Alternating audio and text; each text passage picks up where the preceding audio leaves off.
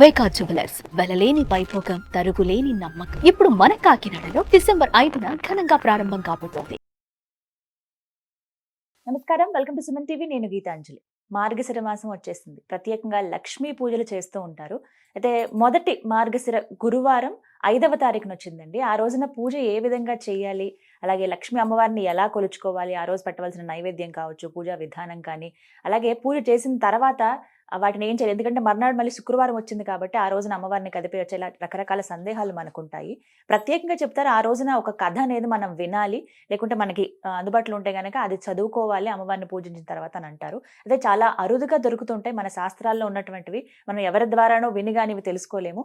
అలాంటి ఒక అరుదైన అతి ముఖ్యమైన కథ లక్ష్మీ అమ్మవారికి సంబంధించి ఈ వీడియోలో మనకి వివరించబోతున్నారు బ్రహ్మశ్రీ నందిభట్ల శ్రీహరి శర్మ గురువు గారు, ప్రముఖ జ్యోతిష్యులు. వారితో మాట్లాడి వివరాలు తెలుసుకుందాం. గురుగారు నమస్కారం అండి. వాగర్థావివ సంపృక్తౌ వాగర్థ ప్రతిపత్తయే జగతః పితరౌ వందే పార్వతీ పరమేశ్వరౌ. సదాశివ సమారంభాం శంకరాచార్య మధ్యమాం అస్మదాచార్య పర్యంతం వందే గురు పరంపరాం. ఆదిత్యాయ చ సోమాయ మంగళాయ బుధాయ చ గురు శుక్ర శనిభ్యశ్చ రాహవే కేతవే నమః. శృంగేరి జగద్గురు పీఠాధిపతులకి, కంచి పీఠాధిపతులకి నమస్కారములు తెలియజేసుకుంటూ కార్యక్రమాన్ని ప్రారంభిద్దాం. మార్గశిర గురువారం మొదటిదండి, అంటే మొత్తం 4 ఈ మాసంలో మనం చూస్తున్నాం గురుగారు. అయితే 5వ తారీఖున మార్గశిర గురువారం, అందులోనూ లక్ష్మీ అమ్మవారిని చాలా చక్కగా పూజ చేసుకుంటూ ఉంటాం. ఆ రోజు విశిష్టత ఏంటో వివరించండి, అలాగే అమ్మవారిని ఏ విధంగా పూజించుకోవాలి. మార్గశిర మాసం మనకు భగవద్గీతలో కూడా విభూతి యోగంలో శ్రీకృష్ణ భగవానుల వారు ఏం చెప్పారంటే, అన్ని మాసాలలోకెల్లా మాసానాం మార్గశీర్షోహం అంటే మార్గశీర్షమే నేను, మార్గశిర మాసము నేను అని చెప్పడం జరిగింది. కాబట్టి ఇక్కడ వీక్షించేటువంటి ప్రేక్షకుల్లో మనకు కార్తీక మాసం శివకేశవులకి, శ్రావణ మాసం లక్ష్మీ అమ్మవారికి ఎలా అయితే మనం ఆరాధనోత్సవాలు, భాద్రపద మాసం పితృదేవతలకి, ఆశ్వీజ మాసం దుర్గా అమ్మవారికి ఏ విధంగానైతే మనం చేసుకున్నామో, ప్రత్యేకించి లక్ష్మీ అమ్మవారి కోసం చెప్పబడినటువంటి వ్రత నియమము ఈ మార్గశిర మాస లక్ష్మీ వార వ్రతం అంటారు. అంటే ఎందుకు గురువారం లక్ష్మీ వారం అంటాం, శుక్రవారం ఎందుకు అనము అనంటే నవగ్రహాలలో ధనకారకుడు గురువు. కాబట్టి అట్టి గురువుకి సంబంధించిన వారం గురువారం రోజున ప్రత్యేకించి లక్ష్మీ యొక్క వారముగా చెప్పబడింది. లక్ష్మీ వార వ్రతం అనేటువంటిది ఈ గురువారం నాడే చెయ్యాలని మనకు శాస్త్ర ప్రమాణము. కాబట్టి ఈ వ్రతాన్ని అందరూ కూడా ఆచరించవచ్చునమ్మా. అయితే ముఖ్యంగా ఈ లక్ష్మీ వార వ్రతాన్ని ఎవరైతే ఆచరిస్తారో వాళ్ళకి సిరి సంపదలకి లోటు ఉండదు. భర్త యొక్క ప్రేమ అనురాగాలు వారికి ఖచ్చితంగా కలుగుతాయి. ఇంకా ముఖ్యంగా వివాహం కాని అమ్మాయిలు ఉంటారు కదమ్మా, ఆ వివాహం కాని అమ్మాయిలకి చక్కటి సుగుణవంతుడైనటువంటి, ధనవంతుడైనటువంటి, భోగ ఇంటిలో అనగా భోగవంతుడైనటువంటి ఇంట్లో కోడలిగా వెళుతుంది. కాబట్టి అన్ని రకాలుగా సౌభాగ్యంగా ఉంటుంది. ఈ సంబంధించినటువంటి లక్ష్మీవార వ్రతం విధానం ఎలా చేయాలి అనుకున్నప్పుడు ముఖ్యంగా గురువారం రోజున ఎవరైనా కానీ ఈ స్త్రీమూర్తి చెయ్యాలనుకునేటువంటి కన్య కానీ స్త్రీమూర్తి కానీ పొద్దున్నే 3 గంటల కల్లా బ్రహ్మ ముహూర్త కాలం కల్లా లేవాలి. లేచి చక్కగా ఇల్లంతా కూడాను శుభ్రపరచుకోవాలమ్మా. గోపంచకము, పసుపు, గళ్ళ ఉప్పు మంచినీటిలో వేసి వాటితో ఇల్లంతా కూడా ముందుగా ఇల్లంతా ఉడికేసేసి తరువాత చక్కగా ఆ నీటితో శుభ్రపరచుకోవాలి ఇల్లంతా, పూజా మందిరంతో సహా. ఆ రోజునే చేసుకోవాలండి, ముందు రోజు చేసుకున్నా పర్వాలేదా? ముందు రోజు చేసుకున్నా పర్వాలేదు, కానీ ఆ రోజునే లేచి చేసుకున్నా పర్వాలేదు, ఎటువంటి ఇబ్బంది ఏమీ లేదమ్మా. అయితే ఎలా ఉండాలి అని అంటే, ఆ చేసుకోదలిచినటువంటి కన్య కానీ ఆ గురువార వ్రతం భార్య అయినా కానీ భార్యాభర్తలు అందరూ కూడా సంతోషంగా ఉండాలట. అయ్యో ఎందుకు చేసుకుంటున్నామనే భావన లేకుండా ఉత్సాహంతో నేను అమ్మవారి అనుగ్రహం పొందడం కోసం చేస్తున్నానని చెప్పి ఉత్సాహంతో చేసుకోవాలట. ఎక్కడా కూడా కించిత్ లేశ మాత్రమైనా కానీ బాధపడకూడదట. ఇక తరువాత ఆ స్త్రీమూర్తి లేచిన దారభ్యత ఆ విధంగా ఇల్లు శుభ్రపరచుకొని ముందు రోజు అనగా 5వ తారీఖు గురువారం కదమ్మా, 4వ తారీఖు రోజున ముందు రోజు తలంటి స్నానం చేయాలి. షాంపూలు వాడకుండా కుంకుడుకాయ రసముతో, శీకాకాయ రసముతో స్నానం ఆచరించాలి ఆ స్త్రీమూర్తి. ఇక కేవలం చన్నీటిని మాత్రమే శిరస్సున వేసుకోవాలి. ఓపిక లేని వాళ్ళు వేడి నీటి పెట్టుకోవచ్చు. ఆ విధంగా కేవలం సబ్బు, షాంపూ ఎటువంటిది లేకుండా, తలని పట్టించకుండా కేవలం తల మించి స్నానం ఆచరించేసి చక్కగా పసుపు రాసుకొని ఆ యొక్క పూజా మందిరాన్ని సిద్ధం చేసుకోవాలి. పూజా మందిరం సిద్ధం చేసుకునేటువంటి సందర్భంలో చక్కగా గోడకు పెట్టుకుంటారు కదమ్మా, గోడకి శ్రీకారము స్వస్తికో ఓంకారము రాసి ఒక పీట అనగా అమ్మవారి లక్ష్మీనారాయణుడి యొక్క చిత్రపటం పెట్టుకోవాలి. కేవలం లక్ష్మీ అమ్మవారిని పెట్టకూడదు. వీక్షించేటువంటి ప్రేక్షకులు గమనించాల్సింది ఏంటంటే, ఇక లక్ష్మీ పూజ చేసుకుంటున్నాం కదా అని చెప్పి లక్ష్మీ అమ్మవారిని పెట్టుకుంటారమ్మా. లక్ష్మీ అమ్మవారి కాదు, నారాయణుతో సహమైనటువంటి అనగా నారాయణుతో కూడి ఉన్నటువంటి లక్ష్మీ అమ్మవారి చిత్రపటాన్ని పెట్టుకోవాలి. ఆ చిత్రపటం పెట్టుకొని ముందర కలశం పెట్టుకోగలిగేటువంటి ప్లేస్ ఉన్న పీటని మీరు చేసుకోవాలి.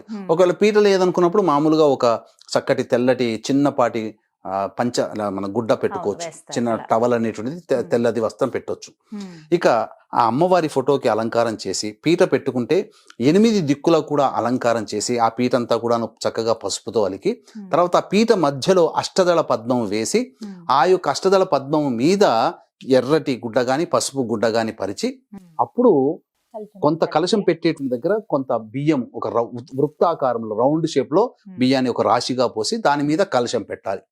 కలశం పెట్టిన తర్వాత ఆ కలశంలో మీకు దగ్గరలో అందుబాటులో దొరికేటువంటి 5 చెట్ల యొక్క ఆకులను పెట్టవచ్చు. అనగా జామకాయ, సీతాకాయ, మారేడుకాయ ఆకులు ఉంటాయి కదా, కొమ్మలు అవి తీసుకోవచ్చు. లేదా పంచపల్లవాళ్ళు మర్రి, మేడి, జువ్వి, రావి, మోదుగా ఈ 5 వృక్షాలకు సంబంధించిన ఈ అందుబాటులో ఉండేటువంటి వాటినే కానీ ఆ వేసిన తర్వాత అందులో ఆ రాగి చెంబులో, ఎందుకంటే రాగి చెంబే వాడాలమ్మా, రాగి చెంబు లేకపోతే మనం ఇత్తడిది వాడొచ్చు, వెండిది వాడొచ్చు, బంగారం శక్తి ఉంటే బంగారు చెంబు వాడొచ్చు, ఏమీ లేని వాళ్ళు కుండైనా కానీ వాడొచ్చు. చిన్నపాటి ముంత మట్టి చిన్న మట్టితో చేసిన కుండ లాంటిది చిన్నది.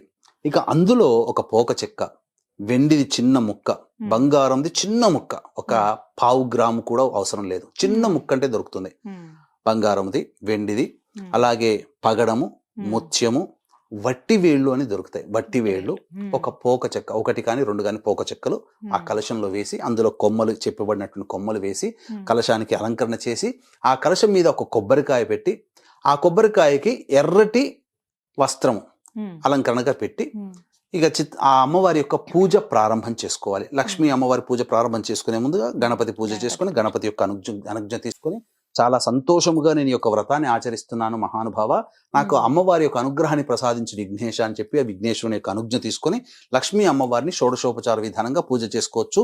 ఈ యొక్క శ్రావణ మాసంలో లక్ష్మీ అమ్మవారి వ్రత విధానం ఎలా ఉంటుందో అదే విధానంగా వ్రత విధానం వైభవ లక్ష్మి కానీ శ్రావణ లక్ష్మి కానీ ఈ విధంగా లక్ష్మీ అమ్మవారి వరలక్ష్మి వ్రత విధానంగా పూజ ఉంటుంది కదా, సంకల్పం చెప్పుకొని ఆ విధానంగా చేసుకోవచ్చు. పూజ చేసుకున్న తర్వాత కథకు వచ్చేసరికి కథ వినాలి. ఇక ఈ కథ చెప్పుకొని తర్వాత అక్షితలు, ఈ విధంగా చేసుకుని ఆ కథ కూడా మనం ఆఖరణ చెప్పుకుందాం. వీక్షించేటువంటి సుమన్ టీవీ ప్రేక్షకులకి ఈ యొక్క కథ ఇప్పుడు ఏదైతే చెప్పబోతున్నానో అలభ్యమైనటువంటి కథ, మీరెక్కడా కూడా అతి అరుదుగా అత్యంత పురాతన గ్రంథము నుంచి మీకు సేకరించి ఇస్తున్నటువంటి కథ అండి. కాబట్టి ఈ కథని మీరు వ్రతం చేసుకునేటప్పుడు ఈ యొక్క వీడియోని దృష్టిలో పెట్టుకొని ఆ కథను అక్కడ పెట్టుకొని మనస్సులో వినండి. ఆ వీడియో పెట్టుకొని తప్పకుండా మీకు ఆ మార్గశిర మాసం అమ్మవారు, ఇది సాక్షాత్తు జరిగింది ద్వాపర యుగంలోనే ఈ యొక్క వృత్తాంతం జరిగిందండి. కాబట్టి లక్ష్మీ అమ్మవారే స్వయంగా నిర్వహించినటువంటి వృత్తాంతం ఇదంతా కూడా. ఎవ్వరు కూడా మిస్ కాకండి. మీకు బయట దొరికిన కథలు వేరు, ఇప్పుడు ఈ విధంగా చెప్పుకునేటువంటి నిజంగా జరిగిన కథ వేరు. కాబట్టి అది ఆశాంతం వినే ప్రయత్నం చేయండి. ఇక ఈ యొక్క అమ్మవారి పూజ అంతా చేసుకున్న తర్వాత సాయంకాలానికి మళ్ళీ ఇంట్లో ప్రదోషకాల సమయంలో సింహద్వారానికి ఇరువైపులా దీపారాధన చేయాలి. సాయంకాలం ప్రదోషకాలం దీపారాధన చేయాలి.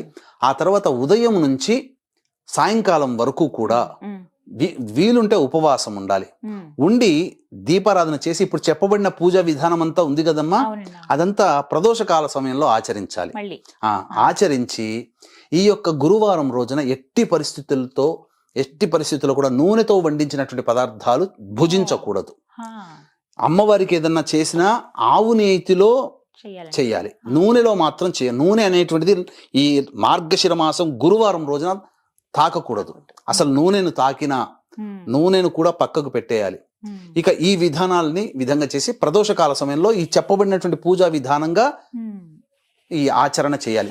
చేసి ఉపవాసం ఉంటారు కదా ఆడవాళ్ళు, తెల్లవారి ఆ యొక్క నైవేద్యం అంతా పెట్టి రాత్రి భోజనం చేసి మళ్ళీ తెల్లారి శుక్రవారం ఉంటుంది కదా, ఆ శుక్రవారం రోజున మళ్ళీ స్నానం ఆచరించి మళ్ళీ దీపారాధన చేసి అప్పుడు ఆ యొక్క కలశంలో ఉన్నటువంటి ఆ పూజ చేసిన విధానంలో అప్పుడు ఉద్వాసన చెప్పాలి. చెప్పి ఆ విధంగా పూజ పూర్తి చేసుకోవాలి. శుక్రవారం అయినా ఆ రోజు ఉద్వాసన చెప్పుకోవచ్చు. అయితే అందులో మీరు వేయమన్నారు కదండి, చిన్న బంగారం, వెండి, అలాగే పోక చెక్కలు, పగడం, ఇవన్నీ వేయమన్నారు కదా, మరి వాటిని ఏం చేయాలి? ఆ రోజున ఆ పూజ విధానం అంతా ఉంది కదమ్మా, ఆ రోజున ఆ నీళ్లు అవన్నీ కూడా ఎవరి తొక్కని ప్లేస్ లో వేసేసి పోక చెక్క మినహా, వట్టివేళ్ళు మినహా మిగిలిన బంగారము, వెండి, ఇవన్నీ పగడము, ముత్యం ఇవన్నీ ఉన్నాయి కదా, అవి మళ్ళీ భద్రపరుచుకొని మళ్ళీ 2వ గురువారానికి చేసుకోవాలమ్మా. చేసుకోవాలి. ఆ విధంగా 3-4 గురువారాలు కూడా ఆ వాటిని వాడవచ్చు. కాకపోతే ఇక్కడ కొన్ని నియమాలు అనేటువంటివి పాటించాలమ్మా స్త్రీమూర్తి. ఏంటండి ఆ రోజు నియమాలు పాటించేటప్పుడు? ముఖ్యంగా ఎప్పుడు కూడా కోపం అనేటువంటిది ఉండకూడదు, విసుగు అనేటువంటిది ఉండకూడదు. అత్తమామల్ని గౌరవంగా చూడాలి, భర్తని ప్రేమగా చూడాలి, కడుపున పుట్టిన సంతానం అయినా కానీ కోపగించుకోకూడదు. ఇది నియమం. ఆ రోజున ఎటువంటి పరిస్థితుల్లో కూడా కోపం అనేది రాకూడదు. ఇక ముఖ్యంగా ఆ ఇంట్లో ఆ గురువారం వ్రతం చేసేటువంటి రోజున ఇక మురికి బట్టలు అంటూ ఉండకూడదమ్మా. ఆ రోజున ఇక గోళ్ళు, మన జుట్టు గోక్కోవడం కానీ, గోళ్ళు కత్తిరించుకోవడం కానీ లాంటివి చేయకూడదు. ఆ మార్గశిర మాస గురువారం రోజున ఇక దాంపత్యము పనికిరాదు, బ్రహ్మచర్య వ్రతాన్ని ఆచరించాలి. ఇక అన్నిటికంటే ముఖ్యంగా మధ్యాహ్నం పూట నిద్రపోకూడదు, ప్రదోషకాల సమయంలో విసుక్కోకూడదు, ముఖ్యంగా అబద్ధాలు ఆడకూడదు. ఆ గురువారం రోజున చాలా మటుకు మౌనాన్ని ఆశ్రయించాలి. భోజనం చేసేటప్పుడు కూడా ఈ యొక్క గురువారం రోజున తూర్పు వైపున తిరిగి కానీ, ఉత్తరం వైపు తిరిగి కానీ కూర్చొని భోజనం చేయాలి. ఇది విధానంగా చెప్పబడి ఉందమ్మా. అమ్మవారికి పెట్టినటువంటి నైవేద్యాన్ని భుజించవచ్చు. ఉపవాసం ఉంటే ఆ రోజులో ఎట్టి పరిస్థితుల్లో కూడాను నూనెను తాకకూడదు. దీపారాధన నూనెతో చేయొద్దండి, నూనెతో చేయకూడదు, ఆవు నేతితోనే చేయాలి. నూనె అనేటువంటిది ఈ గురువారం రోజున స్పృశించకూడదమ్మా. ఇక ముఖ్యంగా ఆ యొక్క ఈ 4 వారాలు ఈ విధంగా చేసిన తర్వాత 5వ వారం పుష్యమాసంలో వస్తుంది. 5వ వారం కూడా ఈ మార్గశిర మాసం అయిపోయింది కదా అని కాకుండా పుష్యమాసంలో వచ్చే గురువారం రోజున కూడా ఆచరించి, ఆ తదనంతరం ఒకరికి కానీ, ముగ్గురికి కానీ, 5గురికి కానీ, 7గురికి కానీ ముత్తైదులను పిలిపించుకొని లేదా బాలికల్ని పిలిపించుకొని పూజ చేసి లక్ష్మీ స్వరూపముగా భావించి వారికి వాయనం ఇవ్వాలమ్మా. ఇంకా స్త్రీ అలంకరణ వస్తుంటే అద్దము, దువ్వెన, కాటుక, గాజులు, రవిక బట్ట, పూలమాల, పసుపు, కుంకుమ ఇలా అవి ఇవ్వవచ్చమ్మా. ఈ విధంగా ఏ వ్యక్తి అయితే, ఏ స్త్రీమూర్తి అయితే చేస్తుందో ఆ స్త్రీమూర్తికి తప్పకుండా సిరి సంపదలతో పాటు వైభవపేతమైనటువంటి జీవితం అనేటువంటిది ఉంటుంది. తరతరాలకి కూడా భవిష్యత్తులో వచ్చే జన్మలో కూడా లక్ష్మీ అనుగ్రహ ప్రాప్తి అవుతుంది. ఎందుకంటే ఇప్పుడు మనం చెప్పుకోబోయే కథలో జరిగిన వృత్తాంతం ఇది. లక్ష్మీ అమ్మవారి అనుగ్రహం వచ్చే జన్మలో కూడా కలిగిందనడానికి ఈ కథలో వృత్తాంతం ఉంటుందమ్మా. కాబట్టి జాగ్రత్తగా వినండి ఈ కథంతా కూడా. ఇక వీక్షించేటువంటి ప్రేక్షకులకి గమనిక, ఈ యొక్క సంబంధించినటువంటి కాశీ క్షేత్రంలో డిసెంబర్ 15వ తారీఖు రోజున దత్త జయంతి సందర్భంగా జాతకరీత్యా కలుగు విద్య, వివాహ, ఉద్యోగ, దాంపత్య, సంతాన, అనారోగ్య సమస్యల నివారణకి మరియు గోచారీత్యా కలుగు వృషభ, మిథున, కర్కాటక, సింహతులు, వృశ్చిక, మకర, కుంభమీన రాశిలో జన్మించిన వారికి శనిదోష పరిహారార్థమై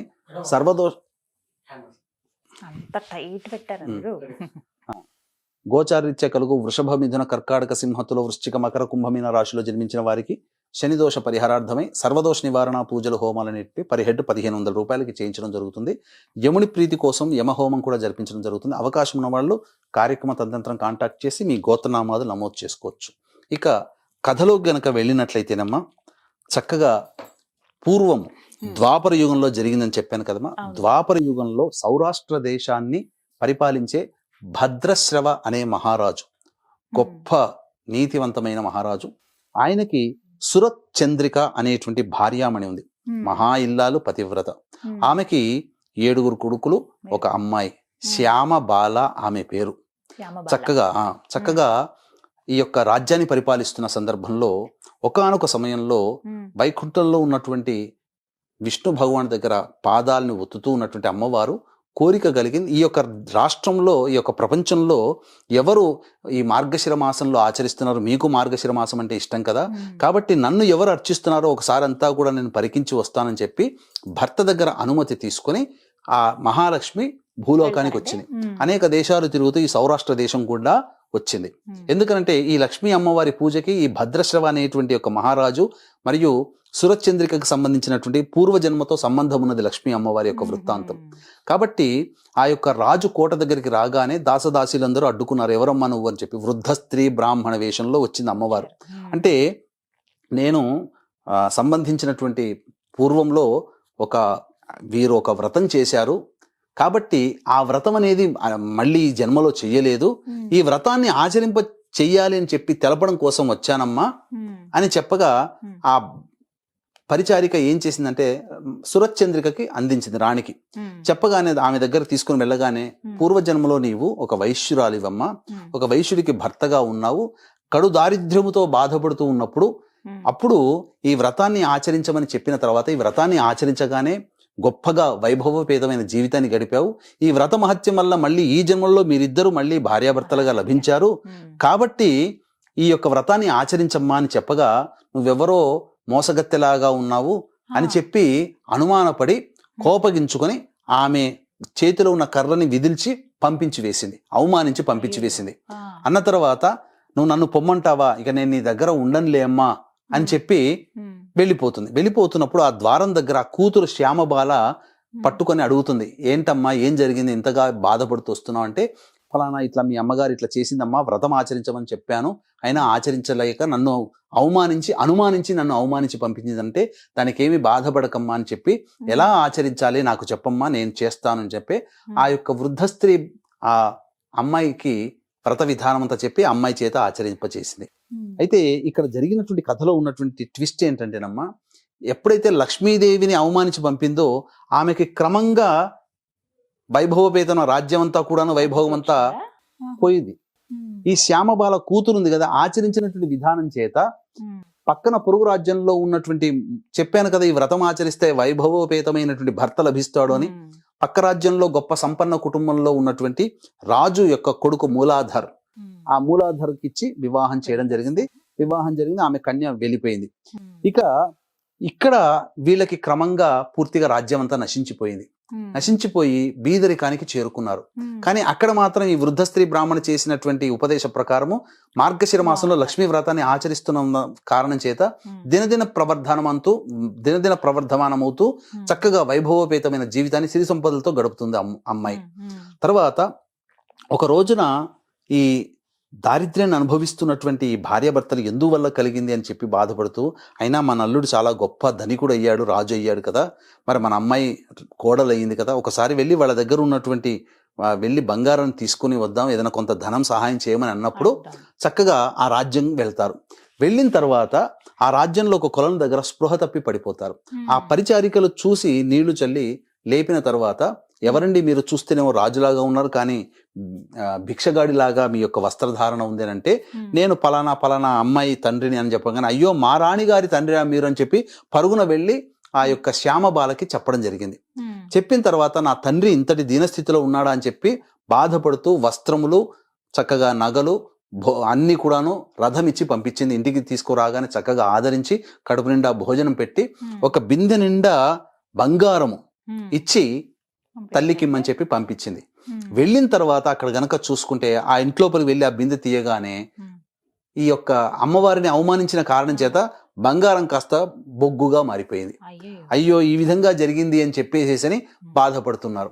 అయితే అక్కడ అమ్మాయి వ్రతం చేసుకుంటూ ఉండగా మా అమ్మగారు ఎలా ఉన్నారో ఏంటో అని చెప్పి ఒకసారి చూడడానికని ఆ అమ్మాయి రావడం, వీళ్ళ దీనస్థితిని చూసి తోలుకొని వెళ్ళిపోయింది వాళ్ళ రాజ్యానికి. అమ్మాయిని తల్లిదండ్రులను తీసుకుని వెళ్ళిపోయింది.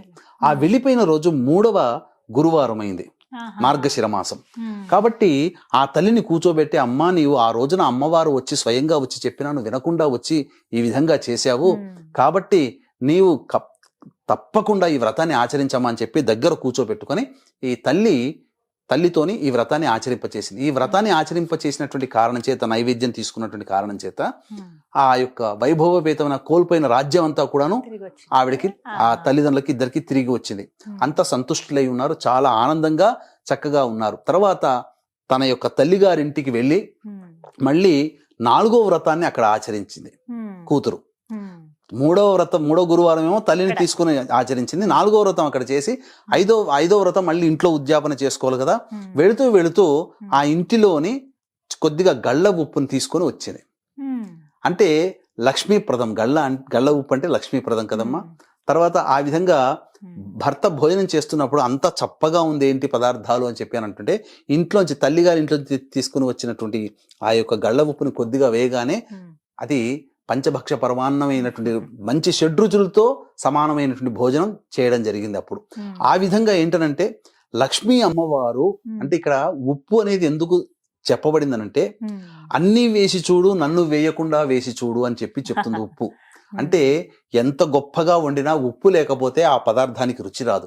కాబట్టి ఉప్పు అంటే లక్ష్మీ స్వరూపం. ఈ వ్రత కథ ద్వారా తెలుసుకోదలసినటువంటి ఏంటంటే, లక్ష్మీ వార వ్రతాన్ని చక్కగా ఆచరించినటువంటి వాళ్ళకి సిరి సంపదలు చక్కగా వైభవపేతమైన ఆనందకరమైన జీవితం పొందుతారు. ఉప్పు అనేటువంటిది ఎందుకు ఇక్కడ చెప్పబడి ఉందనంటే, అన్ని రుచులలోకెల్లా అనగా ఉప్పే ప్రధానం. కాబట్టి లక్ష్మీ ప్రధానం అనేటువంటి ఒక సంజ్ఞ ఇక్కడ మనం తెలుసుకోవాలి. కాబట్టి ఈ విధంగా వ్రతకథని ఎవరైతే తలుచుకొని ఆ విధంగా చేసిన దార్భ్యత ఇటు అమ్మాయి వైభవపేతన జీవితాన్ని పొందింది, అటు కోల్పోయినటువంటి రాజ్యాన్ని ధనాన్ని కూడాను ఈ యొక్క తల్లిదండ్రులు పొందారు. కాబట్టి ఈ వ్రత విధానాన్ని చక్కగా ఆచరించుకుంటూ ఈ విధంగా చక్కగా నియమాల్ని పాటించండి. చింపిరి జుట్టుతో ఉండకూడదమ్మా. అలాగే పూజ చేసుకునేటప్పుడు స్త్రీమూర్తి ఆఖరణ చాలా మంది జడలు విరబూసుకొని చేస్తారు. కానీ లక్ష్మీ అమ్మవారికి మహా కోపం వస్తుందట. ఆ సమయంలో ఒక ముడిన్నా వేసుకోవాలట, ఆఖరణ కొంగుముడిలాగా వేసుకొని చక్కగా చేసుకొని పూజ చేసుకొని ఉన్నటువంటి స్త్రీమూర్తి లక్ష్మీ అనుగ్రహ ప్రాప్తురాలు అవుతుందని చెప్పడంలో ఏమాత్రం సందేహం లేదు. సందేహం గురుగారు, మీరు నాకు చెప్పేటప్పుడు కన్యలు గాని స్త్రీమూర్తులు ఎవరైనా అన్నారు. వితంతువులు ఈ మార్గశిర గురువారం లక్ష్మీ అమ్మవారిని పూజించుకోవచ్చా, లేకపోతే ప్రత్యేకమైన విధానం ఏమన్నా ఉందా? ఇక్కడ ప్రధానంగా వితంతుల విషయానికి వచ్చేటప్పుడు తులసి చెట్టు దగ్గర కలశం లేకుండా తులసి చెట్టు దగ్గర ఈ యొక్క వ్రతాన్ని కూడాను ఆచరించవచ్చునమ్మా. ఎందుకంటే భవిష్యత్తులో దీర్ఘ సౌమంగళిత కలిగినటువంటి జీవితాన్ని పొందాలి. ఎందుకంటే మనకు కర్మవశాత్తు అవి కొన్ని తగులుతాయమ్మా, జీవితంలో కొన్ని వస్తాయి. అంత మాత్రం చేత చేసుకోకూడదని ఎక్కడ నియమం లేదు. కాకపోతే విధానంలో కలశం అనేటువంటిది పెట్టుకోకుండా తులసి చెట్టు దగ్గర ఈ యొక్క షోడశోపచార విధానంగా చేసుకోవచ్చు, కలశం లేకుండా చేసుకోవచ్చు. ఈ కథ ఏదైతే ఉందో అది వినొచ్చు, ఇదన్నీ వినొచ్చునమ్మా, కథ వినొచ్చు. మిగతా అంతా యథావిధిగా చేసుకోవచ్చు ఆ రోజున. ఇప్పుడు నూనె తగలద్దు అన్నారు కదండి, ఎటువంటి నైవేద్యం పెట్టాలి మరి అమ్మవారికి? ఏదైనా కానీ ఆవు నేతిలో వేయించినటువంటి ఈ యొక్క మొదటి గురువారం రోజున పులగం నైవేద్యంగా పెట్టాలి. పులగం వండేటప్పుడు కూడా ఆవు నేతే ఉండాలి. తాలింపు పెడతాం, ఆవు నేతితో పెట్టాలి. అది తప్పకుండా ఆ యొక్క దీపారాధనలో కూడా ఈ ఆవు నెయ్యినే వాడాలి తప్ప శుద్ధమైన ఆవు నెయ్యి దొరికితే వాడితే అదే మంచిది. లక్ష్మి ఫోటో అన్నారు కాబట్టి లక్ష్మీదేవి విష్ణుమూర్తి ఇద్దరు ఉన్నది తీసుకోవాలమ్మా. లక్ష్మీనారాయణుని మొదలుగా నారాయణుని అర్చించుకొని తర్వాత ఈ విధంగా చేయాలి. తర్వాత ఏంటంటే శుక్రవారం రోజున శ్రవణ నక్షత్రం వస్తుంది. ఈ శ్రవణ నక్షత్రం విష్ణుమూర్తికి సంబంధించినటువంటి నక్షత్రం కాబట్టి ఈ విష్ణుమూర్తికి సంబంధించినటువంటి నక్షత్రం కావున ఆ రోజున నారాయణుని కూడా అర్చించే విష్ణు సహస్రనామ పారాయణం తెల్లవారి శుక్రవారం రోజున చేసిన చాలా విశేషం ఉంది. మళ్ళీ మార్గశిర మాసంలో శ్రవణ నక్షత్రం లేదు కాబట్టి ఆ రోజు కూడా చేసుకోవచ్చు. గురువు గారు 5 వారాలు అన్నారు మీరు, అప్పుడు ఉద్యాపన చేసేసుకోవచ్చు అని. కానీ ఆటంకం వస్తే మధ్యలో మహిళలకి అప్పుడు పరిస్థితి ఏంటండి? ఎలా స్త్రీలకి ఋతుపరంగా ఏమన్నా ఆటంకాలు వచ్చినప్పుడు దాన్ని ఆపకూడదమ్మా. కన్న కూతురుతోనైనా అత్తగారితోనైనా తల్లిగారితోనైనా కానీ ఈ యొక్క వ్రతాన్ని ఆచరింప చేయాలి. అవి కూడా కుదరని పక్షంలో అవి కూడా కుదరని పక్షం అంటూ ఉండదు. ఎవరైనా ఉంటారు కదమ్మా, సొంత చెల్లెలైనా ఎవరైనా కానీ చేయవచ్చు, భర్తతోనైనా కానీ చేయించవచ్చు. ఈ వ్రతం మాత్రం ఆపకూడదు. 5 వారాలకు మాత్రం ఉద్యాపన చేయాలి. ఇలాగే ఏ వారానికి ఆ వారం చేసుకోవాలి, సెపరేట్ గా ఉంటుంది కదండి. చక్కగా వివరించారు గురుగారు, ధన్యవాదాలండి. సర్వం శ్రీ ఉమామహేశ్వర పరబ్రహ్మార్పణమస్తు.